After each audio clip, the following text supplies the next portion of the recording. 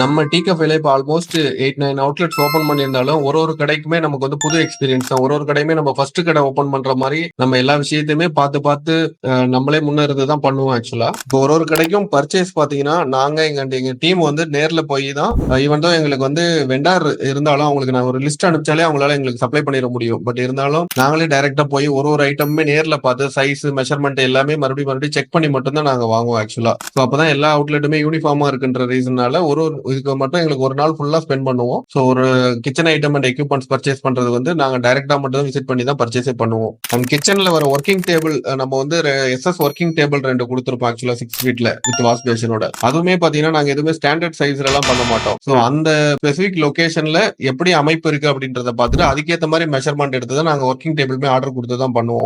ஒரு அவுட்லெட்டுக்குமே புதுசா working table அந்த ஸ்பெசிபிக்கான அப்பதான் அந்த இடம் கரெக்டா மேட்ச் பண்ணணும். நாங்க ஏதோ 2 டேபிள் கொடுத்தோம் அப்படின்னு இல்லாம கரெக்டான சைஸ்ல கரெக்டான மெஷர்மெண்ட்ல தான் நம்ம ஆர்டர் கொடுத்து பண்ணுவோம். அண்ட் நம்ம மெனு போர்டு, சைன் போர்டு இது எல்லாமே பாத்தீங்கன்னா அதுவுமே ஸ்டாண்டர்ட் சைஸ் இல்லாம நம்ம ஒரு லொகேஷனுக்கும் கரெக்டா எப்படி சூட் ஆகுமோ அதுக்கேற்ற மாதிரி தான். ஈவன் நாங்க பட்ஜெட்டோட ஒரு 4-5 ஃபீட் அதிகமா போனாலும் அதையுமே நாங்க ஒண்ணுமே இண்டிவிஜுவலா உட்காந்து ஒர்க் பண்ணி அதுக்கப்புறம் தான் அந்த மெனு போர்டுக்குமே நாங்க பிளான் பண்ணுவோம். ஆக்சுவலா எதுவுமே பிக்ஸ்டு சைஸ் கிடையாது.